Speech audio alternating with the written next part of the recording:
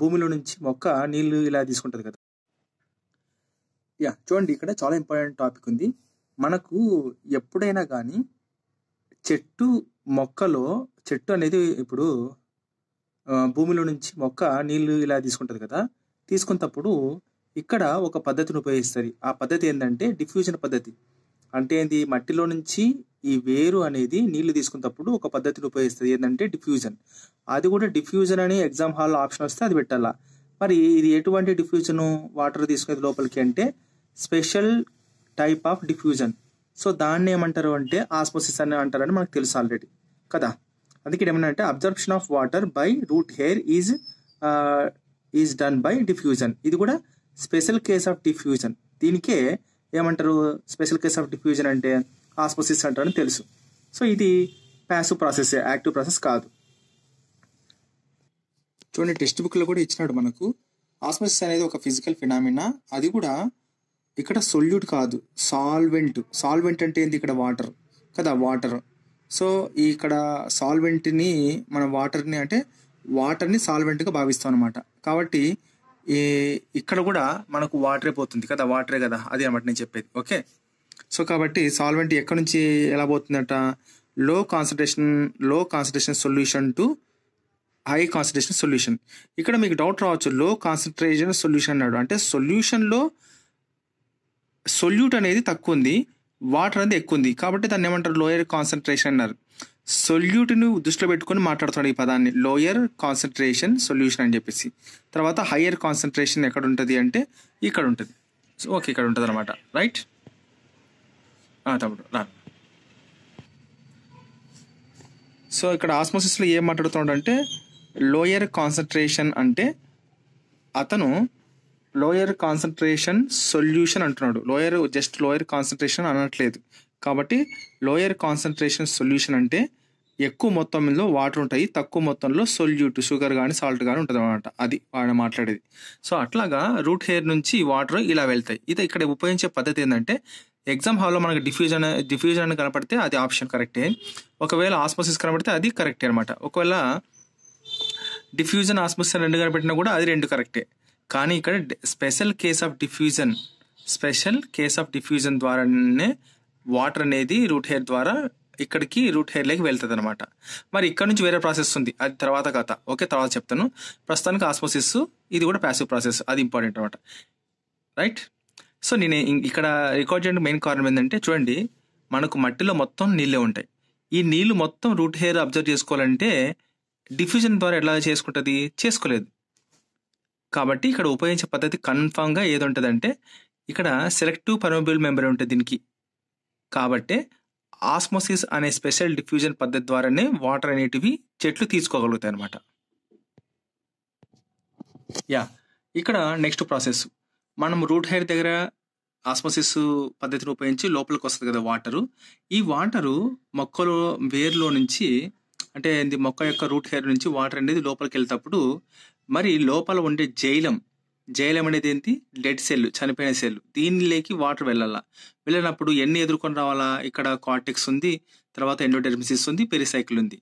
చూడండి, ఇవన్నీ ఎదుర్కొని రావాలంటే దీనికి ఒక పద్ధతి పెట్టినాడు. ఓకే, సైంటిస్ట్ ఏమని చెప్పినా అంటే రెండు పద్ధతి ద్వారా వాటర్ వెళ్తాయంట. ఒకటి ఏంటంటే ఎపోప్లాస్ట్ పద్ధతి, రెండోదేమో సింప్లాస్ట్ పద్ధతి ద్వారా వెళ్తుంది లోపలికి. చూద్దాం ఏందనేది. ఇక్కడ మనకు ఇంపార్టెంట్ పాయింట్ ఏంటంటే జైలం అనేది డెత్. సో దీన్ని జైలంని ఫ్లోయిమ్ని ఏమంటారు, వాస్కులర్ బండిల్స్ అంటారు కదా, అంతా మనకు తెలుసు, అవసరం లేదు. ప్రస్తుతానికి పాయింట్ ఏంటంటే రూట్ హెయిర్ ద్వారా వాటర్ అబ్జర్వ్ చేసుకునేది లోపలికి ఎలా వస్తుంది అంటే రెండు పద్ధతి ద్వారా వస్తుంది. ఒకటి ఎపోప్లాస్ట్ పద్ధతి ద్వారా, రెండోది సింప్లాస్ట్ పద్ధతి ద్వారా. అది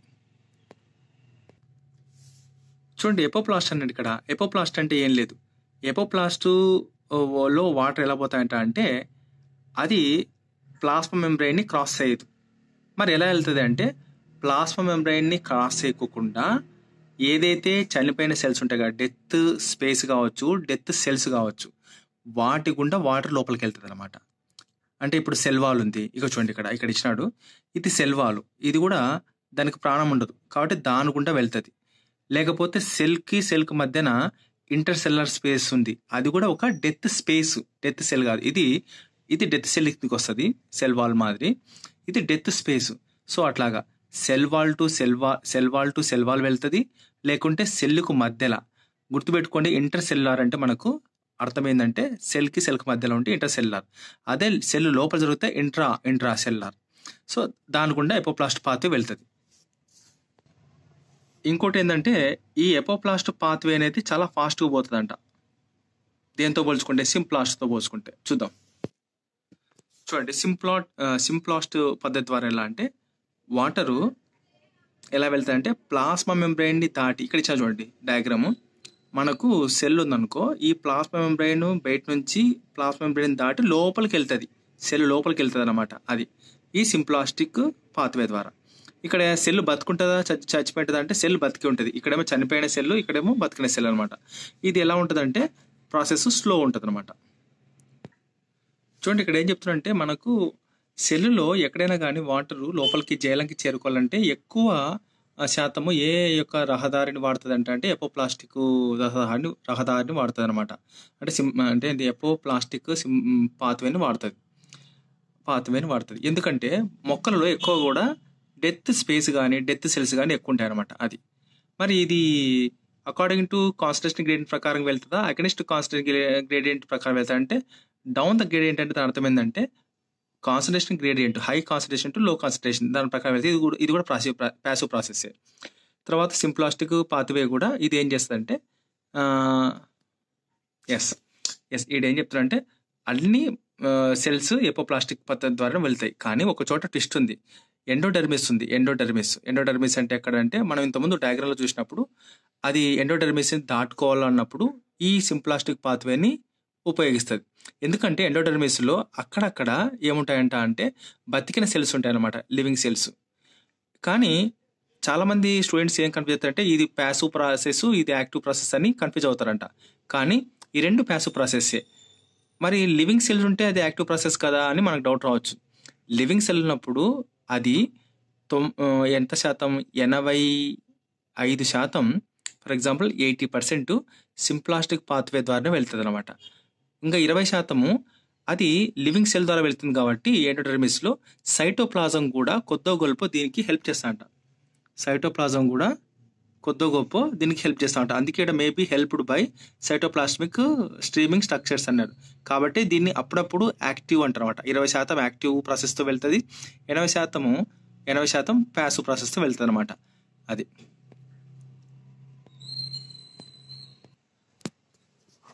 చూడండి, ఇక్కడ కార్టెక్స్లో వాటర్ ఎలా వెళ్తుంది మెయిన్గా అంటే ఎపోప్లాస్టిక్. ఎందుకంటే కార్టెక్స్లో cell to cell death space ద్వారా వెళ్తుంది అనమాట. సో కార్టెక్స్ వచ్చిన తర్వాత ఎండోడెర్మిస్ వస్తుంది. ఎండోడెర్మిస్లో ఏ పద్ధతిని ఉపయోగిస్తారంటే సింప్లాస్ట్ పద్ధతి మాత్రం ఉపయోగిస్తుంది. పెరిసైకిల్లో సింప్లాస్ట్ని ఉపయోగిస్తుంది, కానీ ఎక్కువ శాతం ఎపోప్లాస్ట్ని ఉపయోగిస్తారు అనమాట. మనకు ట్విస్టింగ్ ఏంటంటే ఎండోడెర్మిస్లో మాత్రమే సింప్లాస్టిక్. ఓకే, అది. తర్వాత జైలం అనేది డెత్, నాకు ఇంతవరకు ఇంత చదివినా కానీ జైలం అనేది డెత్ సెల్స్ అనేది చాలా కన్ఫ్యూజన్. సో జైలం అనేది డెత్ సెల్. సో ఇది కూడా ఏ పాత్వేని ఉపయోగిస్తుంది? వాటర్ పైకి వెళ్ళాలా వేర్ నుంచి పైకి అంటే ఎపోప్లాస్టిక్ పాత్వే ద్వారా వెళ్తుంది అనమాట. అది మెయిన్ పాయింట్. సో ఇవన్నీ కూడా లార్జ్ ఇంటర్సెల్యులార్ స్పేసెస్. ఏవి? కార్టెక్స్ కావచ్చు, ఎండోడెర్మిస్ కావచ్చు, పెరిసైకిల్ కావచ్చు, జైలం కావచ్చు, లార్జ్ ఇంటర్సెల్యులార్ స్పేసెస్ అనమాట. ఇవన్నీ డెత్. చూడండి, ఇక్కడ ఇంకో పాయింట్ ఉంది. ఎండోడెర్మిస్లో అన్ని చోట్ల ఎపోప్లాస్టిక్ పాత్వే పోయినప్పుడు మనకు ఎండోడెర్మిస్లో మాత్రమే సింప్లాస్టిక్ పాత్వే పోతుంది అని చెప్పేసి మనం మాట్లాడుకున్నాం. ఎందుకంటే ఇది లివింగ్ సెల్స్ ఉంటుంది అని చెప్పేసి. లివింగ్ సెల్ ఉన్నంత మాత్రాన్ని ఇది యాక్టివ్ కాదు, ప్యాసివ్ ప్రాసెస్సే. ఎందుకంటే 85% పనిని సింప్లాస్టిక్ పాత్వే ప్యాసివ్ ప్రాసెస్ ద్వారా, 20% పనిని అప్పుడప్పుడు సైటోప్లాస్మిక్ స్ట్రక్చర్ ద్వారా జరుగుతాయని చెప్పేసి ఇంతకుముందు వెనక స్లైడ్లో మనం మాట్లాడుకున్నాం. ఓకే, చూడండి, ఇక్కడ భలే ట్విస్టింగ్ కాన్సెప్ట్ ఉంది. ఎండోడెర్మిస్, ఇది ఎంత ఎండోడెర్మిస్. సో ఎండోడెర్మిస్ ఎందుకు ఎపోప్లాస్టిక్ పద్ధతి ద్వారా వెళ్ళదు వాటరు అని అంటే సింప్లాస్ట్ని ఎందుకు ఎంచుకుంటుంది అంటే ఇక్కడ ఎండోడెర్మిస్కు చుట్టూ ఒక వాటర్ని లోపలికి పోనీకోకుండా ఒక వ్యాక్స్ కోట్ లాంటి లేయర్ ఉంటుంది అనమాట. దాన్ని ఏమంటారంటే సబిరిన్ అనేది ఉంటుంది అనమాట. ఇదేంటి? వాటర్కి ఇంపర్వల్గా పనిచేస్తుంది, ఈ పింక్ కలర్ అనమాట. మరి వాటర్ ఎలా వెళ్తాయి సార్ అన్నప్పుడు అప్పుడప్పుడు అక్కడక్కడ కొన్ని చోట్ల ఎండోడెర్మిస్లో సబ్మెరైన్ కూడా డిపాజిట్ కానీ కొన్ని స్పేసెస్ ఉంటాయి. సో అట్లాగా వాటర్ అనేది ప్లాస్మా మెంబ్రేన్ ని క్రాస్ అయ్యి లోపలికి వెళ్తుంది. సో ఇక్కడ క్రాస్ అయ్యింది ఏంటి అంటే సబ్మెరైన్ అనే వ్యాక్స్ కోట్ లేని దగ్గర జరుగుతుంది. మరి ఇక్కడ సెల్ టు సెల్ ఎలా పోతుందంటే మనం మాట్లాడుకున్నాం, సెల్ టు సెల్ ఎప్పుడు కూడా ఇంకోటి ఉంటుంది. ఇప్పుడు అమ్మ కడుపులో నుంచి పిల్లవాడికి మనకు ప్లాజెంటా ఎలా అయితే ఉంటుందో, సెల్ టు సెల్ కూడా మనకు ప్లాస్మోడెస్మాటా ఉంటుంది. ప్లాస్మోడెస్మాటా అనే బ్రిడ్జ్ ఉంటుంది మనం మాట్లాడుకునే ఇంతకుముందు. సో దీని ద్వారా వెళ్తుంది. సెల్లోకి ఎంటర్ అయితే ఎప్పుడేమో ఎక్కడైతే సబ్మెరైన్ లేదో అక్కడికి చూసుకొని వెళ్తుంది. సెల్ టు సెల్ వెళ్తేప్పుడు మాత్రం ప్లాస్మోడెస్మాటాను ఉపయోగించి వెళ్తుంది అనమాట. అది ఇక్కడ ఏంది, నో ఇంటర్ సెల్యులర్ స్పేసెస్ లేవు, ఇంటర్ సెల్యులర్ స్పేసెస్ లేవు అనమాట. అంటే ఏంది ఇంటర్ సెల్యులర్ స్పేసెస్ అంటే ఏంది, డెత్ లేదు, ఇది లివింగ్ అనమాట. ఇది లివింగ్. ఇంకోటి అయితే ఇక్కడ ఏమిచ్చిన అంటే ఇర్రెగ్యులర్ డిపాజిషన్ జరుగుతూ ఉంటుంది. తర్వాత over the radial tangential walls of endodermal cells. ఇక్కడ ట్విస్ట్ ఏంటంటే నో ఇంటర్సెల్యులర్ స్పేసెస్ అనే పదం ఎక్కువ ఇచ్చినాడు, చాలా ఇంపార్టెంట్. ఇక్కడ మనకు ఇర్రెగ్యులర్ డిపాజిషన్ అనేది వాడినారు కదా. ఇర్రెగ్యులర్ డిపాజిషన్ దేని గురించి వాడినారంటే సబ్మెరైన్. ఈ పింక్ కలర్ మొత్తం ఇర్రెగ్యులర్, ఇక్కడ మొత్తం ఫిల్ అయింది, ఇక్కడ ఫిల్ కాలేదు, మళ్ళీ ఇక్కడ ఫిల్ అయింది, మళ్ళీ ఇక్కడ ఫిల్ అయింది, ఇక్కడ ఫిల్ కాలే. కాబట్టి ఈ పదాన్ని దేనికి వర్తిస్తుంది అంటే సబ్మెరైన్కి ఇర్రెగ్యులర్ డిపాజిషన్గా వర్తిస్తుంది అనమాట. ఈ సబ్మెరైన్ అనే దానిని ఏమంటారంటే క్యాస్పేరియన్ స్ట్రిప్స్ అంటారు. ఎండోడెర్మిస్లో క్యాస్పేరియన్ స్ట్రిప్స్ ఉంటాయా అంటే ఉంటాయి. దానికి పేరు ఏంటంటే సబ్మెరైన్ అన్న క్యాస్పేరియన్ స్ట్రిప్స్ అన్న రెండు ఒకటే. ఇది ఇర్రెగ్యులర్ డిపాజిషన్లో ఉంటుంది డ్యూ టు ఇట్లా రకరకాలుగా ఇక్కడ హోల్స్ ఉన్నాయి, మరి ఇక్కడ ప్లాస్మోడెస్మాటా ద్వారా లోపలికి వెళ్తుంది కాబట్టి అది. సో ఇదంతా మనకు డిస్కషన్ చేసిన తర్వాత ఎందుకు ఎండోడెర్మిసిస్లో ఎపోప్లాస్టిక్ పాత్వే అనేది ఫాలో అవ్వదు, ఓన్లీ సింప్లాస్టిక్ ఫాలో ఎందుకు అవుతుందంటే మనకు అర్థమైంది కదా reason, due to living cells మాదిరి ఉంటాయి అందుకనమాట. ఇక్కడ డెత్ స్పేస్ ఎక్కడ లేదు చూడండి అందుకు. ఇక్కడ చూడండి మనకు ఎపిడెర్మిసిస్లో పాత్వే ఎపోప్లాస్ట్ పాత్వే ఫాలో అవుతుంది, ఇది కూడా ఎపోప్లాస్టిక్ పాత్వే. ఎండోడెర్మిస్కి వచ్చేకల్లా ఈ ఎండోడెర్మిసిస్లో చూడు ఎలా ఉందంటే ఫస్ట్ ఎపిడెర్మిసిస్లో సింప్లాస్టిక్ పాత్వే ద్వారా సెల్ వాల్ డెత్ కాబట్టి ఇలా వస్తుందన్నమాట. ఇలా వచ్చేసి ఈ రెండింటి కూడా ఎపోప్లాస్టిక్ పాత్వేని ఫాలో అవుతుంది. మళ్ళీ ఇక్కడ చూడు ఎండోడెర్మిస్లోకి ఎలా ఎంటర్ అవుతుంది, లోపలికి ఎంటర్ అయ్యి మళ్ళీ పెరిసైకిల్కి పోలినప్పుడు మనం ఏ ఉపయోగించని చెప్పినాం అక్కడ ప్లాస్మోడెస్మాటా అనే బ్రిడ్జ్ని ఉపయోగించి లోపలికి వెళ్తాను కదా. సో ఇటు చూడండి లోపలికి ఎంటర్ అయ్యి ఇక్కడ ఎపోప్లాస్ట్ సింప్లాస్ట్ నుంచి ఇక్కడ స్పేస్ ప్లాస్మోడెస్మాటా బ్రిడ్జ్ని ఉపయోగించుకొని పెరిసైకిల్లోకి వెళ్ళి మళ్ళీ ఇక్కడ ఏమవుతుంది అంటే ఎపోప్లాస్ట్ పాత్వేని ఫాలో అవుతుంది అనమాట. అది ఓకే. మనం చెప్పాము ఎండోడెర్మిసిస్లో ఏముంటాయి, క్యాస్పేరియన్ స్ట్రిప్స్, దీనే సబ్మెరైన్ స్ట్రిప్స్ ఉంటాయని చెప్పినాం. చూడండి మనం సాధారణంగా చూస్తుంటాం వాటర్ అనేది భూమిలో నుంచి గ్రావిటీకి వ్యతిరేకంగా ఆకుల్లోకి చేరినప్పుడు దాన్ని ఏమంటారంటే అసెంట్ ఆఫ్ శాప్ అంటారు. ఈ అసెంట్ ఆఫ్ శాప్కు ఉపయోగపడే ఫోర్సెస్ ఏంటివి అంటే రూట్ ప్రెజర్ ఒకటి, తర్వాత వచ్చేసి ట్రాన్స్వర్షన్ పుల్ ఒకటి. చూడండి ఇప్పుడు నేనేం చెప్తాంటే మీకు అసలు మొక్కలో రూట్ ప్రెజర్ అనేది డెవలప్మెంట్ మొట్టమొదటిసారి ఎలా అవుతుంది అనేది మనకు ఇప్పుడు తెలుసుకుందాం. మనం రూట్ ప్రెజర్ అనేది మొక్కలో డెవలప్మెంట్ ఎలా అవుతుందో మనం తెలుసుకుందాం. ఎలా అంటే చూడండి ఫర్ ఎగ్జాంపుల్ మనకు ఇది మొక్కలో జైలం అనుకోండి, ఇది జైలం, ఇది వేరు అనుకోండి, జర ఎగ్జాంపుల్ అనుకోండి, ఇది వేరినప్పుడు ఇక్కడ వాటర్ ఎక్కువ ఉంటాయి. వాటర్ ఎక్కువ ఉంటే ఏంది, ఇక్కడ సొల్యూట్ తక్కువ ఉంటుంది. ఇక్కడ ఏంది వాటరు దీంతో పోల్చుకుంటే వాటర్ ఇక్కడ తక్కువ, కానీ వదిలే అలా వద్దు. ఇక్కడ వాటర్ ఎక్కువ ఉన్నాయి, ఇక్కడ వాటర్ సమానంగా ఉన్నాయి అనుకుందాం ఫస్ట్. సో ఇక్కడ వాటర్ సమానంగా ఉన్నప్పుడు ఏమవుతాయంటే ఎప్పుడైతే మొక్క మన సాయిల్లో ఉండే మట్టిలో ఉండే మినరల్ న్యూట్రిషన్ని లోపలికి పీల్చుకుంది అనుకో, అప్పుడు ఏమవుతుంది ఇక్కడ వాటర్లో ఉండే మినరల్స్ యొక్క శాతం పెరిగిపోతుంది. అప్పుడు ఇక్కడ ఏమవుతుంది అంటే సొల్యూట్కి ఏర్పడుతుంది కదా. సో సొల్యూట్కి ఏర్పడుతుంది అంటే ఏంది, ఇక్కడ వాటర్ పొటెన్షియాలిటీ అనేది తగ్గిపోతుంది, అంటే నీళ్ళ శాతం తగ్గిపోయి సొల్యూట్ యొక్క శాతం అనేది పెరిగిపోతుంది. ఇక్కడ వచ్చేసి ఏమవుతుంది అంటే వాటర్ శాతం ఆల్రెడీ ఎక్కువనే ఉంటుంది, కానీ సొల్యూట్ కాన్సన్ట్రేషన్ తగ్గిపోతుంది. కాబట్టి ఏమైతుందంటే ఇక్కడ ఈ దేంట్లో సొల్యూట్ కాన్సన్ట్రేషన్ ఎక్కువ అవుతుంది కాబట్టి వాటర్ కంటెంట్ తక్కువ అవుతుంది కాబట్టి ఇక్కడ నుంచి వాటరు హై ఫోర్స్తో లోపలికి వెళ్ళిపోతుంది అనమాట. మనం బాగా అర్థం చేసుకోవాలి. ఇక్కడ వాటర్ ఫస్ట్ ఈక్వల్ ఉంది ఇక్కడ అనుకుందాం. మినరల్స్ కానీ సాల్ట్స్ కానీ రూట్ ద్వారా లోపలికి వెళ్ళిపోతే ఈడేమవుతాయంటే సొల్యూట్స్ శాతము కాన్సన్ట్రేషన్ ఎక్కువ ఏర్పడుతుంది. అప్పుడు వాటర్ పొటెన్షియాలిటీ తగ్గిపోతుంది. అంటే వాటర్ పొటెన్షియల్ తగ్గిపోతుంది అంటే ఏంది, వాటర్లోని మాలిక్యూల్స్ ఫ్రీగా కదలడం అక్కడికి ఇక్కడికి అనేది తగ్గిపోతుంది. అంటే ఏంది, వాటర్ శాతం తగ్గిపోయిందని అర్థం, సొల్యూట్ యొక్క కాన్సన్ట్రేషన్ పెరిగిందని అర్థం అనమాట. అది అప్పుడు ఏమైతుందంటే ఇంకా రాంగ వాటర్ ఇడ ఎక్కువ ఇడ తక్కువ అయిపోతుంది. అప్పుడు ఎక్కువ నుంచి తక్కువ లేక వాటర్ ఏమవుతుంది, ఫోర్స్తో వెళ్ళిపోతుంది. అట్లాగా రూట్ ప్రెజర్ ఏర్పడుతుంది జైలంలో.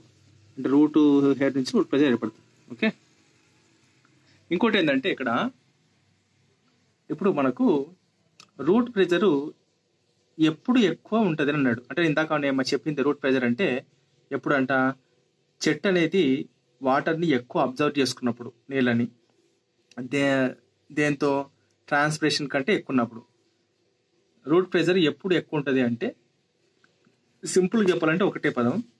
మనం ఇప్పుడు ఎర్లీ మార్నింగ్లో లేట్ ఈవినింగ్లో అబ్జర్వ్ చేద్దాం. ఇప్పుడు మనం పొద్దున్నే లేచింటాం. పొద్దున్న లేచినప్పుడు ఏమవుతుంది, వాతావరణం చల్లగా డిమ్ముగా ఉంటుంది కాబట్టి మనకు ప్లాంట్లో నుంచి రేట్ ఆఫ్ ట్రాన్స్పిరేషన్ అనేది నెగ్లిజిబుల్ అమౌంట్ 0% ఉంటుంది. అప్పుడు కానీ ప్లాంట్ మాత్రం వాటర్ని పీల్చుకోకుండా ఉంటుందా అంటే పీల్చుకుంటూనే ఉంటుంది అనమాట. అట్లా ప్లాంట్ అనేది వాటర్ని పీల్చుకుంటూ ఉన్నప్పుడు ఏమవుతాయంటే రూట్ ప్రెజర్ ఆటోమేటిక్గా పెరుగుతూనే ఉంటుంది అనమాట. కానీ పొద్దున్న కానీ మరియు మరీ లేట్ ఈవినింగ్ కానీ ట్రాన్స్పిరేషన్ అంటే చెట్లో నుంచి అది ఆవిరవ్వడం, నీళ్ళు ఆవిరవ్వడం అనేది తగ్గిపోతుంది. కాబట్టి ఆ టైంలో ఈ రూట్లోని వాటర్ అబ్జర్ప్షన్ ప్లాంట్ ద్వారా జరుగుతూనే ఉంటుంది. కాబట్టి ఇక్కడ రూట్ ప్రెజర్ అనేది డెవలప్ అవుతుంది. కాబట్టి వీడేమన్నా అంటే ఎర్లీ మార్నింగ్లో కానీ లేట్ ఈవినింగ్లో కానీ రూట్ ప్రెజర్ అనేది పెరుగుతూ ఉంటుంది అని చెప్పేసి చెప్పినాడు అనమాట. అది చాలా చాలా ఇంపార్టెంట్. ఓకే, అడగవచ్చు రూట్ ప్రెజర్ ఎప్పుడు ఎక్కువ ఉంటుంది అంటే ఎర్లీ మార్నింగ్ లేట్ ఈవినింగ్ మనకు తెలుసు. కానీ ఏ టైంలో ఏ పరిస్థితిలో ఉంటుంది అంటే ఎప్పుడైతే rate of absorption of water ఎక్కువ ఉండి దేంతో పోల్చుకుంటే రేట్ ఆఫ్ ట్రాన్స్పిరేషన్తో పోల్చుకుంటే అప్పుడు రూట్ ప్రెజర్ అనేది ఎక్కువ ఉంటుంది అని చెప్పొచ్చు అనమాట. చాలా ఇంపార్టెంట్. ఓకే, చూడండి ఇక్కడ చాలా ఇంపార్టెంట్ టాపిక్ ఉంది.